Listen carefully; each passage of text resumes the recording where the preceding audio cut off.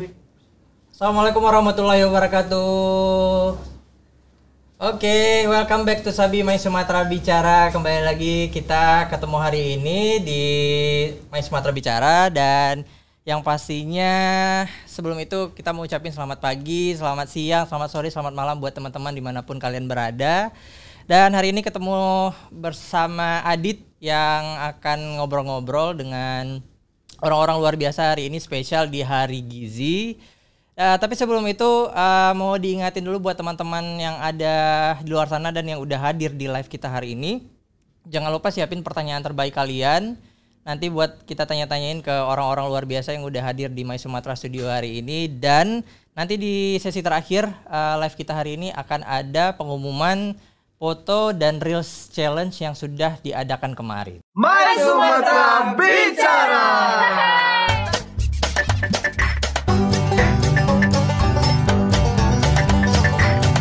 Oke, sebelum itu langsung aja kita di momen Hari Gizi kemarin yang udah dirayakan di tanggal 25 Januari. Hari ini kita baru bisa mendatangkan orang-orang luar biasa yang muda-muda, sehat-sehat, peduli sama kesehatannya, kesehatan tubuhnya sendiri gitu. Udah mulai peduli dengan makanannya. Oke, langsung aja kita sambut. Please welcome Dr. Elvira Miranda dan Bang Muhammad Dafa. Hampir salah tadi ya, doktor. Aduh, udah S3. Belum S3 rupanya. Apa kabarnya nih, Dr. Elvira? Panggilannya Dr. Elvira aja. Atau Pia. Oh, Dr. Pia yang lebih akrabnya ya. Alhamdulillah baik saat ini. Baik. Udah pasti baik ya, rajin olahraga, makanannya sehat gitu. Kalau Bang Dafa nih, Bang Dafa yang paling rajin olahraganya nih, kita lihat stalking tadi Instagramnya, aduh, sepedaan, lari, terus-terusan ya tiap hari. Apa kabarnya? Baik. Alhamdulillah. Masih olahraga. Sehat. Dan makan bergizi. Itu olahraganya pagi, siang, sore, atau makan malam? Pagi, sore, kadang udah pagi, sore lagi. Tiap hari? Kadang malam. Alhamdulillah tiap hari. Dari 7 hari banyak olahraga daripada. Oke. Sejauh ini alhamdulillah masih konsisten. Dan FYI Bang Dafa ini juga ternyata calon dokter ya sebentar lagi. Pasti udah pastilah peduli sama kesehatan dirinya sendiri juga nih rata-rata ya kan, sama kayak Dokter Elvira juga nih. Sebelum kita coba masuk untuk ngobrolin tentang kehidupan sehatnya dokter dan Bang Dafa, jaga makanan juga nggak sih dok? Sampai saat ini sih ya masih lah. Masih. Jadi makanannya dipilih-pilih. Ya gitu. nggak dipilih kali sih, yang enjoy aja, yang penting sesuai dengan kebutuhan, karena kan kebutuhan kita sehari-hari itu kan beda-beda gitu ya. Terus apalagi kayak Pia sendiri itu punya penyakit, punya riwayat penyakit orang tua gitu. Jadi memang harus dikontrol apalagi gulanya gitu. Oke. Ya. Oke. Bang Dafa sendiri nih? Aku juga sejujurnya untuk menunjang performa olahragaku rasa masih bang. Oke. Jadi nggak asalan makan-makan gitu ya?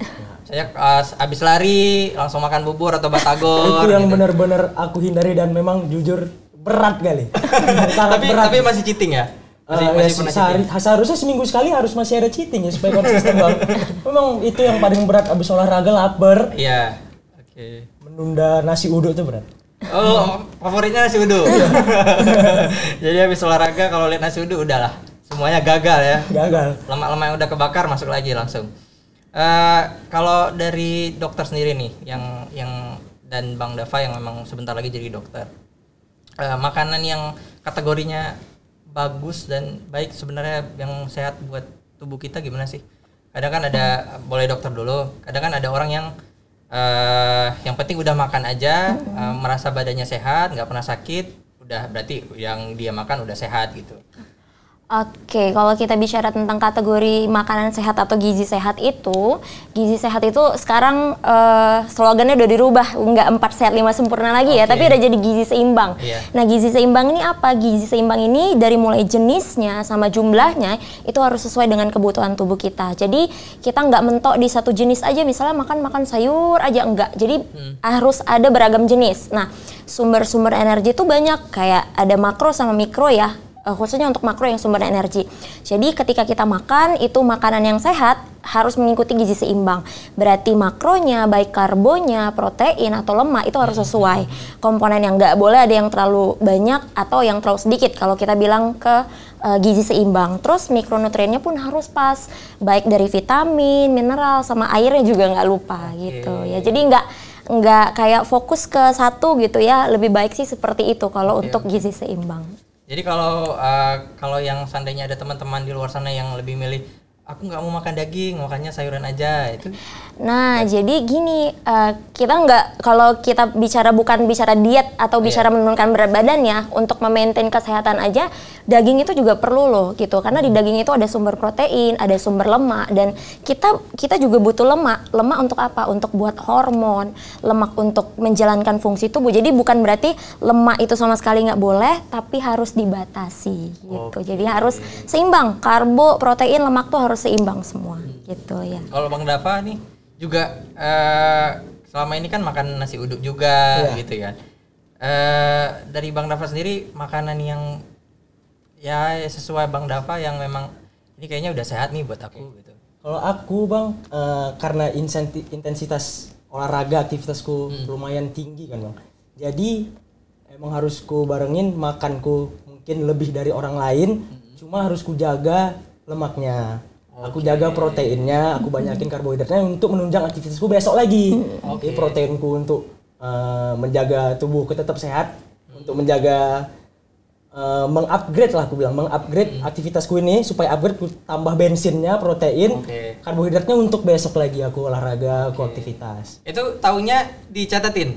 Aku kebutuhan makannya. Sebenarnya aku catat, cuma kadang miss juga, aku cheat juga, gorengan juga. Cuma itu benar-benar dijaga lah. Tapi kalau udah terbiasa juga udah nggak pengen ngitung lagi kan? Apalagi kalau misalnya kayak olahraga kayak Bang Dava ini ya, itu memang karbonya, gizinya harus sesuai dengan aktivitasnya. Makanya tadi yang Pe bilang personalize. Jadi kita nggak bisa samain bahwasanya input harus sama dengan output. Ya harus seperti itu gitu. Kalau aktivitasnya memang banyak ya inputnya juga seperti itu, iya. Terus kalau masalah catet ya kan sekarang ada aplikasi ya. Ada aplikasi. Nah, jadi gampang tuh 100 gram nasi berapa kalorinya. Jadi praktis ya. Penting nggak sih emang harus kita catat-catat supaya nggak kelebihan mungkin? Sebenarnya penting kalau cerita tentang gizi seimbang. Masalahnya mau komit nggak itu dia. Sama aku sih, aku kepuasan pribadi. Kalau udah segini nih, pas hari ini nih, senang gitu rasanya. Kalau kurang makan lagi. Biasa lebih. Kalau lebih justru lebih bagus kan. Tapi kalau yang berlebihnya lemak itu yang nggak bagus berarti. Kalau berlebih bukan hanya lemak sih sebenarnya ya, karena kan kita berpikir bahwasanya yang jahat itu lemak. Ternyata karbo juga kalau berlebih itu jahat. Segala yang berlebihan itu pasti nggak baik gitu ya. Misal lah katakan aja kayak Bang Dava butuh berapa kalori satu harinya. Nah, misalnya kita bilang 2000 kalori gitu ya kan. Ya sesuai seimbangin dengan aktivitasnya. Kalau misal aktivitasnya cuman butuh 1500 berarti surplus kalori dong 500 lagi ya jadi gemuk gitu. Ya kan? Jadi bermanfaat ya teman-teman yang ada di luar sana yang lagi nontonin live kita hari ini. Jadi jangan sampai kalau kalian aktivitasnya sedikit tapi makannya berlebih itu justru nggak baik buat tubuh kalian. Tapi kalau kalian aktivitasnya aktif kayak Bang Dava itu yang sering lari, sering sepedaan, nah itu berarti butuh surplus kalori gitu. Jadi kalau memang biasanya 1.500 atau 2.000 berarti kalau aktivitasnya banyak mungkin ditambahin, ditambah dari itu gitu ya. Oke. Harus biasanya makanannya harus yang mahal nggak sih? Kadang kan orang ada yang mikirnya kayak hidup sehat tuh mahal, banyak ngeluarin uang, mending ya udahlah makan di warteg aja, itu bisa makan banyak apapun gitu kan. Makanan itu sih nggak harus mahal ya kalau yang bergizi ya. Kalau misalnya kayak sumber protein itu banyak kacang-kacangan, terus itu produk olahannya kayak tahu sama tempe, atau misalnya ya telur lah, sebutir telur itu proteinnya 95% bisa diserap sama tubuh kita. Ada protein, di situ ada komponen lemaknya. Jadi itu bagus kan, nggak mahal ya. Iya, jadi nggak perlu mahal. Tapi kalau lagi naik harga telur juga agak mahal sih sebenarnya. Itu lain cerita ya, tapi nggak sampai mahal-mahal kalah. Iya, masih terjangkau lah gitu kan. Kalau Bang Dava sendiri makanannya termasuk yang harus makanan sehat yang mahal gitu, atau ya apa yang ada sih sebenarnya dimakan aja gitu? Aku lebih ke yang ada dimakan. Justru masih sering masak sendiri supaya lebih menghemat budget kan Bang. Ya, Oke, itu juga budget tips tuh. sehat. Supaya bisa lebih sehat di luar mahal, masak sendiri kan sama aja dibanding yang lain. Malah Ya lebih bisa murah. berkali-kali makan lagi kan. Bisa makan pagi, makan malam, makan siangnya juga udah Iya, tercover gitu kan. Jalan kalau kita masak ninjaku sendiri. adalah masak sendiri. Iya, itu. Jadi buat yang kosan di luar sana seperti saya juga kos gitu kan. Kayaknya udah harus mulai masak sendiri nih dibandingkan harus beli makanan di luar. Karena sebenarnya kalau kita lihat pun makanan-makanan sehat di luar sana tuh memang harganya sebenarnya kalau yang dijual ya agak cukup menguras kantong kan sebenarnya. Makanya tipsnya ya dengan caranya masak sendiri gitu. Masak sendiri, nggak perlu yang mahal-mahal. Yang penting kita mau baca kira-kira apa aja sumbernya, protein dari mana aja ya. Kita tinggal pilih-pilih apa aja yang murah gitu, apa yang mahal. Karena kan kalau kita katakanlah ya sekarang banyak catering diet Iya, gitu. betul. Itu kan kenapa mereka mahal ya cocok aja karena mereka bener-bener timbang sesuai dengan kebutuhan kalori kita. Jadi di situ mahalnya. Iya. Jadi udah ada catatan kalorinya juga. Iya, Makanannya, benar. Ini 1.500 Iya. gitu kan. Kan dia udah capek ngitungin ya kan. Iya. Jadi biaya ngitungnya sih sebenarnya. Dan lebih mahal rumah sakit setelah kita makan. Iya, betul itu. Lebih mahal biaya rumah sakitnya ya teman-teman ya. Kalau telur misalnya sekarang harganya 5.000 2 butir, biaya rumah sakit lebih di atas itu. Jadi bisa dijaga makannya mulai dari sekarang. Aduh. Nah, menarik ya.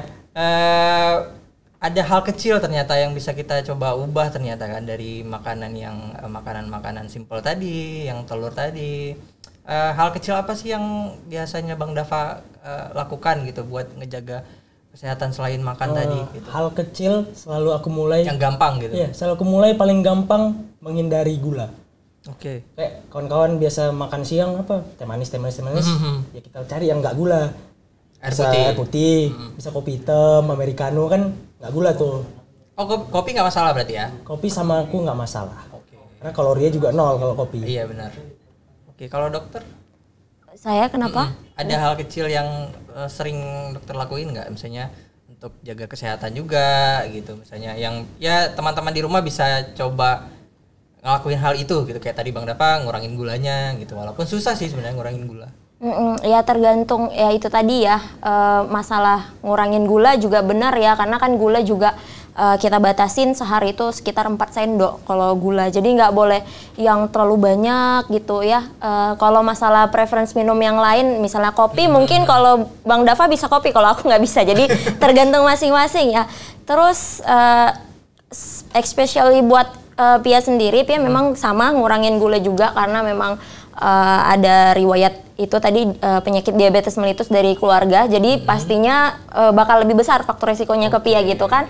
Terus ya makan sayur apalagi kemarin ya tinggalnya jauh dari makanan yang enak jadi ya apa aja yang ada lah sayur itu aja sayur jus itu jadi karbonnya diatur lemaknya juga nggak terlalu banyak dan yang penting ada sayur dan buah itu kan sumber vitamin sama sumber serat juga. Oke. Jadi makanannya dipilih-pilih gitu ya.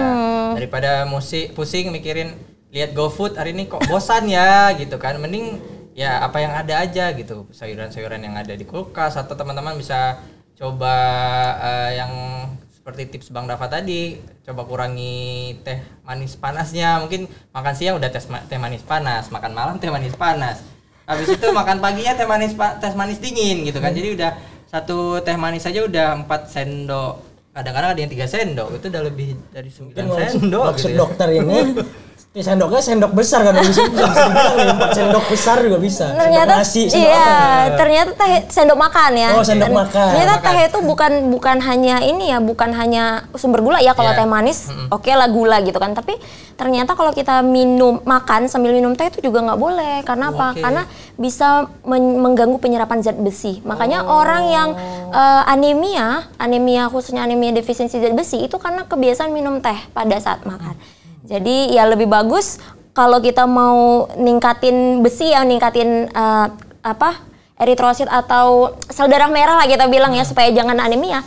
Ketika kita makan, misalnya makan daging tuh, minumnya jangan teh. Nah, minumnya kayak yang asam-asam tuh kayak jus jeruk gitu. Itu bagus tuh. Jadi sambil belajar ya kan, sambil diterapin. Baru tahu juga ternyata makan nasi itu nggak boleh sambilan minum teh. Pokoknya pada saat kita makan lebih baik sih sebenarnya dihindari minum teh, lebih bagus air putih atau jus gitu. Iya. Air putih kan murah gitu kan. Jadi hidup sehat itu nggak mahal kok. Iya. Harga air putih murah, gratis lagi. Gitu.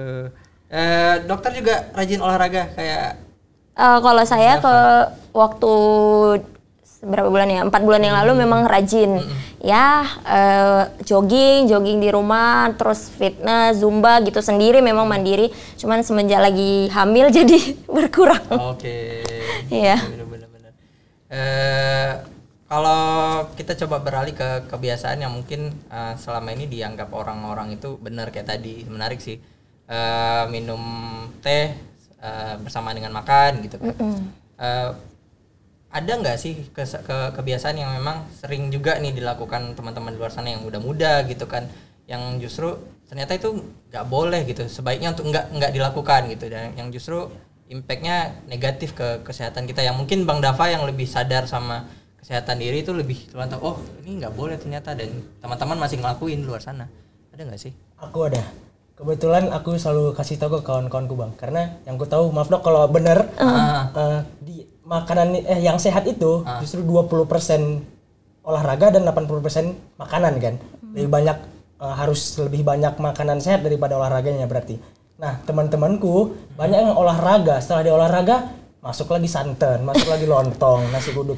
Mending tidur tapi nggak makan seperti itu daripada olahraga makan nasi uduk. Iya. Karena kembali lagi kan, keluarnya banyak, masuk lebih banyak. Mending dia tidur, nggak ada masuk sama sekali. Iya, benar. Itu yang selalu aku tekanin ke teman-temanku Bang. Tapi kalau tadi ada orang yang memang dia butuh kebutuhan buat energi dia tuh besar, kan bisa pilih makanan, nggak boleh, jangan nasi uduk lagi, jangan lontong lagi. Jadi tipsnya kan pasti kan berpikir bahwasanya kalau misal aktivitasnya banyak ya nggak apa-apa makannya banyak gitu. Jadi cara kita untuk tahu energi seberapa banyak sih kalori atau energi yang kita butuhin setiap hari itu ada 3 cara. Yang pertama-tama, tubuh kita itu butuh yang namanya metabolisme dasar. Jadi metabolisme dasar itu kalori yang dibutuhkan saat kita nggak ngapa-ngapain. Jadi kita tidur, makan kalori nggak? Makan kalori. Kenapa? Karena jantung masih berdetak, sistem pernafasan masih, ginjal semua masih. Nah itu basal metabolik. Kita tentuin dulu basal metabolik rate kita itu berapa. Itu dipengaruhi oleh apa? Usia ya. Kalau dewasa muda mungkin lebih banyak ya, apalagi aktivitasnya banyak. Terus itu gender, jenis kelamin. Biasanya cowok tuh lebih tinggi dia BMR-nya. Nah kita udah tahu nih, sekian kalori yang aku butuhin untuk nggak ngapa-ngapain aja, misal sekian kalori. Terus ditambah dengan aktivitas. Nah jadi misal udah kita tambah-tambahin tuh kan dari basal metabolic rate sama si kalori aktivitas tadi, misalnya kita bilang 1.500 gitu. Nah kita butuhin itu. Ya udah berarti input dan outputnya pun harus sesuai. Nah yang tadi itu. Jadi gimana cara taunya? Banyak ya sekarang aplikasi ya. Tentuin basal metabolic rate, tinggal masukin umurnya, jenis kelaminnya, keluar tuh. Aktivitasnya apa? Duduk-duduk aja, lari atau ngapain gitu. Jadi bahkan mikirin kenangan mantan juga membutuhkan kalori. Itu besar kali ya. Keringatnya keluar besar. Benar. Itu menghilangkan 1.000 berapa puluh kalori sebenarnya. Ingat kenangan mantan gitu. Tolong jangan ketawa ya. Aduh. Motivasinya apa sih dok buat kadang di luar sana ada yang orang-orang Bang Dava juga, di luar sana banyak orang yang memang pingin gitu punya badan yang sehat, ya nggak harus bagus bentuk badannya, mungkin itu bonus kali ya kalau bagus bentuk badannya, yang penting sehat aja, jarang sakit gitu. Motivasinya apa sih bisa kayak harus makan ini, pilih makan ini gitu? Dava mungkin ada atau Dava dulu mungkin Dava dulu. Yang lebih aktif. Motivasi, kalau aku sendiri selalu olahraga dan makan itu mindsetnya diubah ke lifestyle. Bukan mencari sehat tapi mencari lifestyle, karena olahraga dan makan sehat zaman sekarang keren. Iya sih. Saya ngelihat fitnya juga, aduh ini orang olahraganya ya. Jadi minder gitu ya kita ya. Aku kadang pulang kerja langsung aku olahraga makan sehat karena keren, bukan karena sehat. Kebetulan lifestyle. Itu awalnya ya, awalnya ya. Mindsetnya harus ke situ. Mindsetnya pingin keren, akhirnya olahraga gitu. Kalau kalian pingin keren, olahraga gitu. Tapi memang kalau kelihatannya sih orang-orang yang rajin olahraga lebih segar ya. Iya, ya itu udah Lebih segeran, ya tentu gitu kan. pasti. Tapi asal jangan overtraining ya. Kalau overtraining kan pasti ya lemas juga, ya kan loyo. Iya, udah kehabisan energinya juga. Ya. Berarti motivasi yang pertama itu pingin keren awalnya ya. Pingin keren akhirnya jadi gaya hidup. Sulit nggak sih mulai awalnya? Sulit, sebenarnya sulit awalnya, cuma sekali dijalanin terus dan didukung oleh sekitar kita nih. Aku kebetulan alhamdulillah sekitarku juga olahraga, juga makan sehat, itu sangat membantu. Karena ajakin temennya, ayo temenin aku diet, temenin aku olahraga. Nanti mereka juga mau olahraga, juga mau diet, itu membantu sangat besar impact Akhirnya semuanya jadi ini ya, lingkungannya jadi rajin olahraga. Yang bikin berat itu kita makan sehat, teman kita di sebelah makannya nggak enak, makannya nggak sehat. Itu kan mental. Karena kalau bisa teman-teman terdekat kita bisa makan sehat juga, itu menjadi nilai yang sangat plus buat konsistensi. Oke. Berarti Bang Dava di sekitar lingkungannya memang semuanya udah hidup sehat. Pilih-pilih teman jadinya ya. Iya betul juga sih memang gitu kan. Kalau enggak kita nggak bisa konsisten gitu ya. Betul. Jadi kita sendiri yang makan sehat, yang lainnya lihat, waduh minum boba, aduh nggak kuat juga, udahlah cheating. Terakhir setiap hari cheating day. Hari cheating day gitu ya. Jadi kalau ada teman yang tanya kenapa aku dijauhin, karena kamu makanannya nggak sehat gitu. Jawabannya gitu aja. Itu. Berarti kalaupun kita misalnya kayak contohnya aku nih di lingkungan kerja ya memang teman-teman ada yang beberapa yang coba mulai jalan untuk hidup sehat gitu kan, udah mulai coba yang berat badannya berlebih mau diet gitu kan. Kalau seandainya ini teman-teman di luar sana yang nggak punya lingkungan kayak gitu tuh, misalnya yang mereka lingkungannya ya memang makan apa aja gitu, mungkin salah satu solusinya bisa gabung ke komunitas kali ya, karena komunitas banyak gitu kan. Bang Dava juga gabung ke aku kebetulan ada komunitas lari, komunitas sepeda, itu yang bikin sekitarku juga olahraga semua kan. Oke. Berarti di rumah pun semuanya juga enggak, di rumah justru enggak. Oh, justru enggak. Tapi masih bisa tahan ya. Masih bisa tahan. Tuh di situ mentalnya. Iya. Berarti di rumah aja nih sebenarnya yang jadi tapi kan kalau orang rumah nggak mungkin dijauhi kan. Justru mereka harus kita doktrin kan. Iya, harus didorong malah betul, jadinya ya kan. Kalau aku sih motivasinya lebih ke karena kayak kerja di rumah sakit kan ngelihat orang yang cuman perkara makan gitu kan, terlalu banyak makan lemak, ngerokok, lifestyle nggak bagus. Ya gitu terbaring gitu kan, nggak bisa ngapa-ngapain ya. Nanti kalau misalnya udah sakit nggak bisa nyesal. Kalau di awal namanya pendaftaran, kalau di akhir penyesalan ya nggak bisa nyesal. Melihat impact setelah hidup tidak sehat. Iya, jadi lebih parah. Iya, jadi ya mau nggak mau ya udahlah gitu ya, hidup sehat aja gitu. Iya. Ya karena tadi gampang sih sebenarnya kalau mau mulai ya awalnya memang susah gitu. Tapi kalau kita udah jadi udah serius dan memang mau itu ada kemauan buat itu, lama kelamaan kan bakalan jadi gaya hidup juga gitu kan dok gitu kan Bang Dava. Udah banyak masuk pertanyaan dari teman-teman yang udah bergabung di live Instagram kita. Sambilan kita tunggu beberapa lagi nih, jangan lupa buat kalian yang ada di luar sana langsung gabung ke @mysumatera, langsung tonton live-nya karena kita punya saldo 50.000 link aja untuk 5 orang pemenang hari ini, dan nanti kita bakal hubungin hasil pemenang dari foto Reels Healthy Food Challenge kita yang kemarin ya. Oke. Ada tips nggak nih? Tips buat anak muda di luar sana atau bahkan yang udah dewasa, kan nggak ada kata terlambat buat mulai hidup sehat gitu kan. Dari dokter sendiri nih yang memang paham dengan soal itu. Kalau masalah tips ya, kalau secara teori sih mungkin teman-teman semua udah pada tahu, bahkan abang sendiri mungkin udah tahu harus nggak boleh makan ini, harus gizi seimbang. Nah, kadang kita suka ngumpulin informasi tapi lega doang. Oh iya, ternyata nggak boleh makan lemak. Cukup tapi lega sampai di informasi doang. Sekarang kita udah tahu ya gizi seimbang itu baik, kita udah tahu kita harus ngitung kalori per hari dan harus sesuai dengan aktivitas. Sekarang mau nggak jalaninnya? Nah, problemnya kan itu. Nah, jadi intinya ya mengetahui bahwasanya makan sehat itu akan membuat sehat beda dengan melakukan makan sehat. Jadi just do it, itu aja. Jadi Just do it. lakuin. Itu tagline satu merek tuh. Iya, sebenarnya sih. lakuin karena kalau misalnya kita cuman tahu oh ya udah lega, oh ya makan yang banyak lama nggak boleh ya.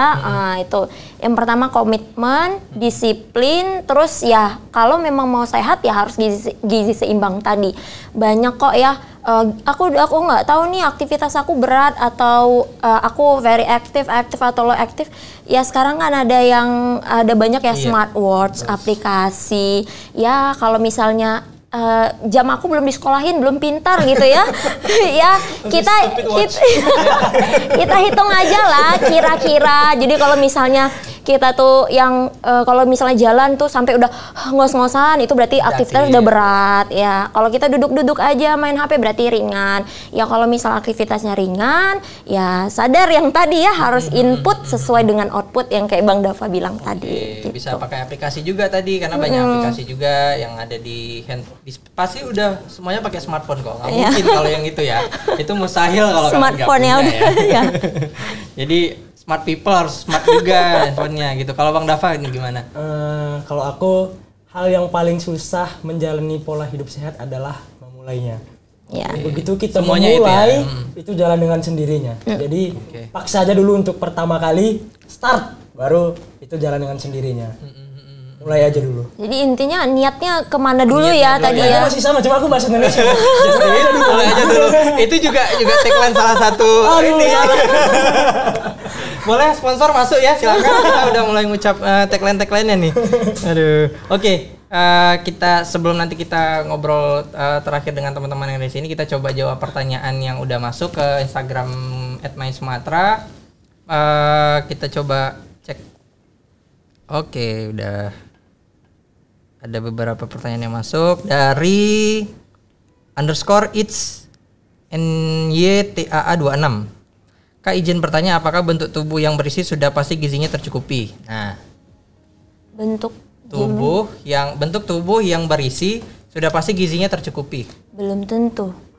Jadi tubuh yang berisi itu seperti apa? Ada orang yang memang dia tubuhnya bukan body shaming ya, maksudnya kita bilang gendut gitu ya. Bisa jadi itu nutrisinya nggak tercukupi. Banyak ya masalah, apalagi pada anak itu cerita tentang kekurangan protein. Kalau kita kekurangan protein, air itu nanti bakal lepas dari pembuluh darah. Intinya membuat kita jadi edem. Jadi nampaknya kayak gemuk aja, cuman padahal kita kekurangan protein di situ. Nggak ada yang menahan air dalam pembuluh darah, sehingga ya kita gemuk, tapi gemuknya gemuk air. Nah jadi belum tentu berat badan yang berisi itu gizinya seimbang.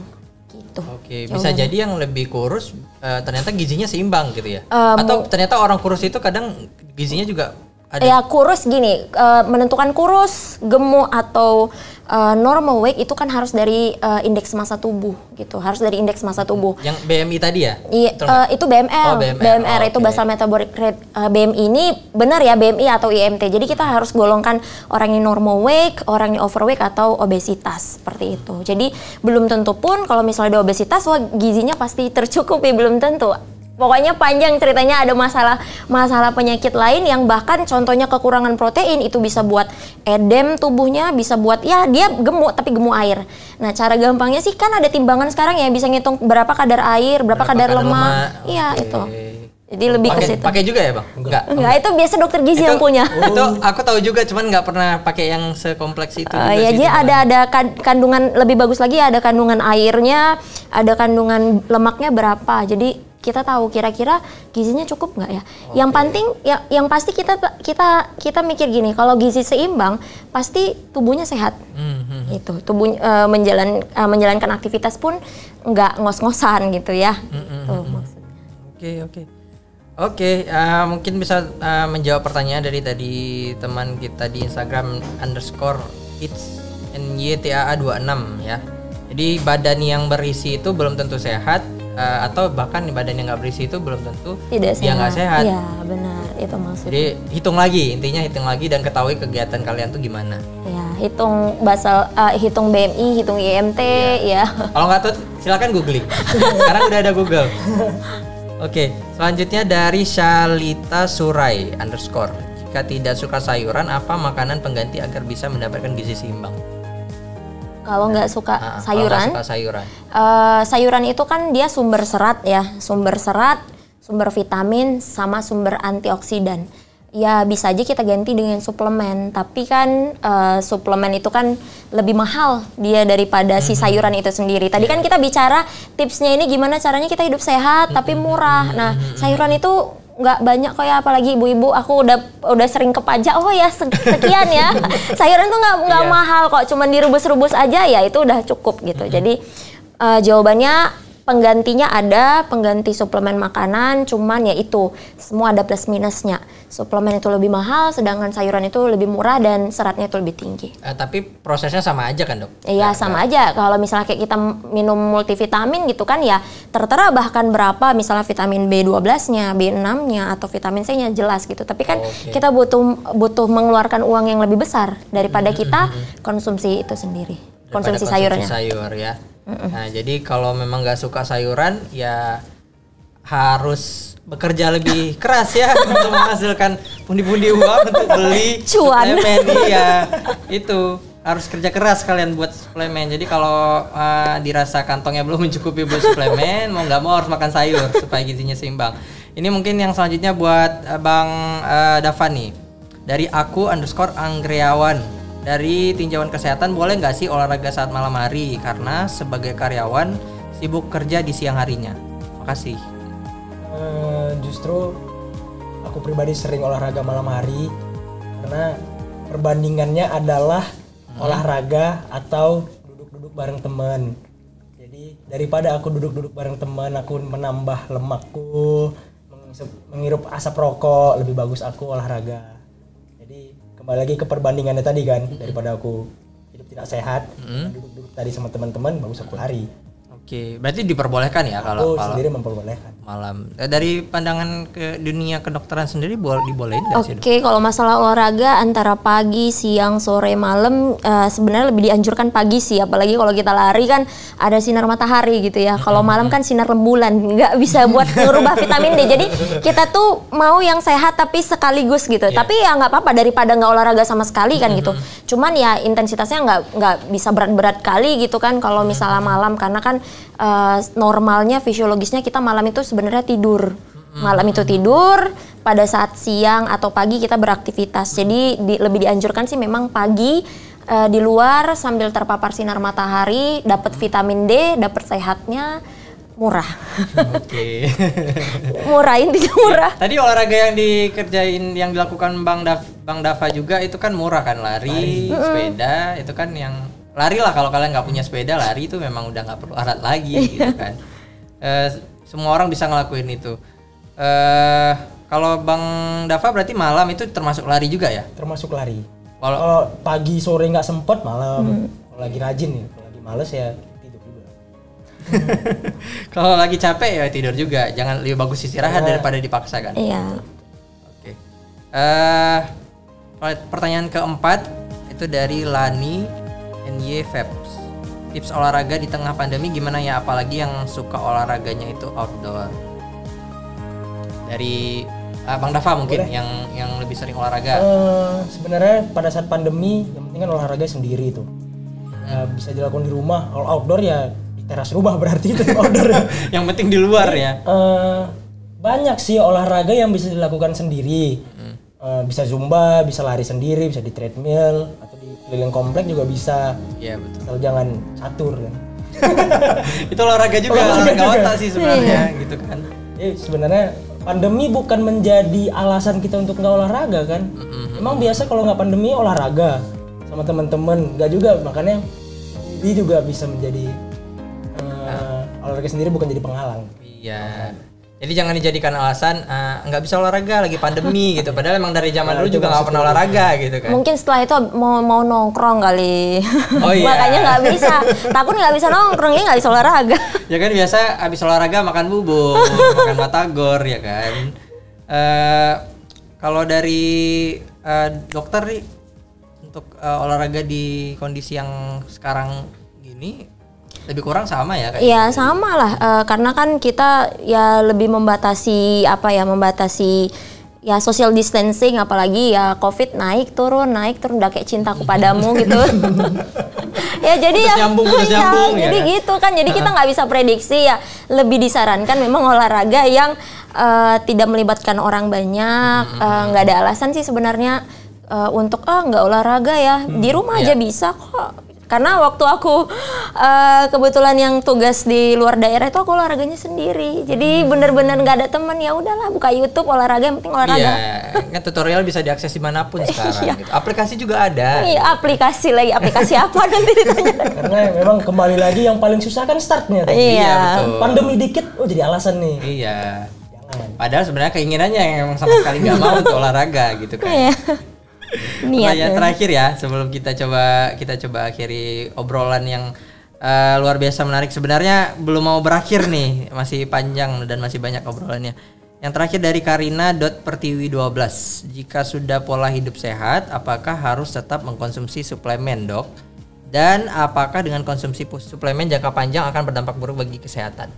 Oke, nah jadi kalau udah pola hidup sehat, apakah harus mengkonsumsi suplemen? Kalau memang kamu ya yang bertanya tadi yakin memang benar, misalnya kebutuhan karbonya sudah sesuai gitu ya, 60%, lemaknya sekitar 20%, proteinnya benar-benar udah sesuai, ya sebenarnya suplemen tuh nggak harus. Jadi suplemen tuh kan hanya tambahan saja. Makro dan mikronutriennya sudah cukup dirasa dari makanan, yang suplemen tuh nggak harus. Itu kan hanya tambahan ya. Cuman kalau misalnya kamu dalam keadaan-keadaan khusus, misalnya kayak orang hamil atau apa, dan kamu tidak yakin gitu dengan kayaknya asam folatnya kurang deh, ya boleh ditambah dengan suplemen gitu. Jadi suplemen itu pun kalau masalah jangka panjang ya setiap hari kan kita suplemen itu kan isinya biasanya mikronutrien gitu kan. Nah kalau masalah kita konsumsi jangka panjang sih nggak masalah, cuman jangan berlebihan karena setiap yang berlebihan pasti ada efeknya. Bukan berarti kita mikir bahwasanya wah ya udah minum ini aja asam folat banyak-banyak supaya misalnya kalau orang hamil kan anaknya pinter gitu. Enggak juga gitu ya. Jadi harus ada batas perharinya ya. Makanya di setiap bungkusan makanan tuh ada angka kecukupan gizi ya. Jadi tipsnya lagi nih Bang, kalau misalnya kita mau melihat mau makan misalnya makan itu ya makan makanan yang dibungkus-bungkus ya kita perhatikan labelnya, kira-kira karbonya berapa, kira-kira lamanya berapa, kita udah cukup belum nih atau kurang belum perharinya gitu. Oke, tinggal lihat di belakang bungkusan aja. Nggak perlu aplikasi nih, tinggal lihat. Jadi hitung-hitungannya jadi lebih mudah gitu ya. Aduh. Kalau Bang Dava juga ada konsumsi suplemen juga buat? Ada, aku pakai protein shake karena memang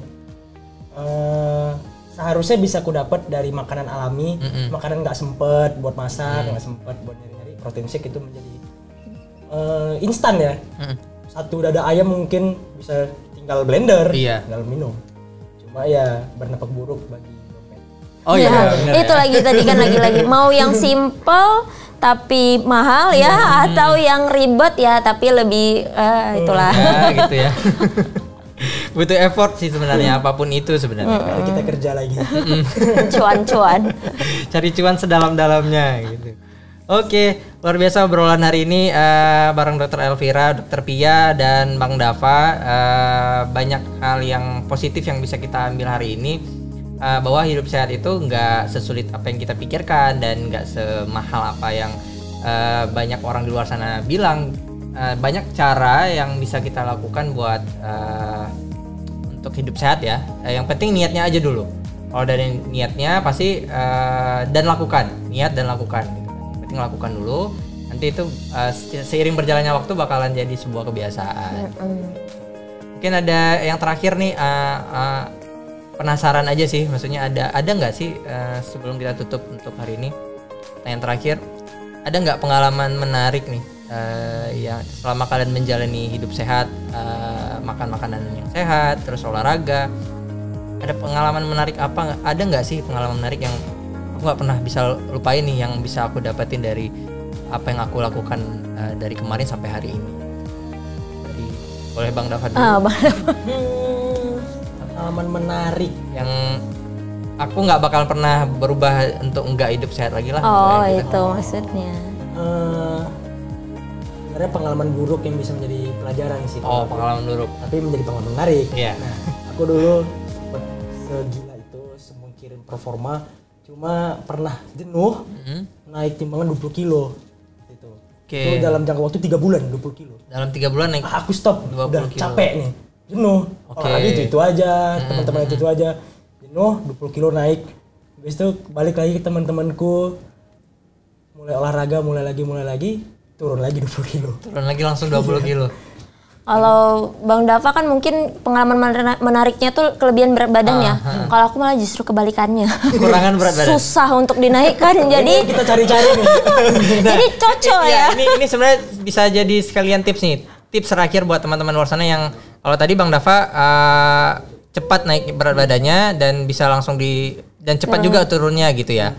Dan kalau dokter Pia ini susah naik berat badannya. Iya.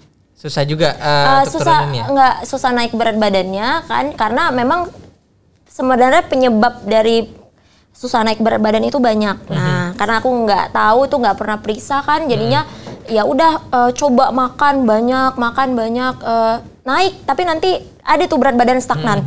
Berat badannya 43 terus naik nanti jadi 45 terus stagnan nanti di 47. Segitu-gitu aja sampai berapa bulan. Mau makan sebakul juga segitu-gitu aja. Ya, itu nah, sama kayak aku sebenarnya.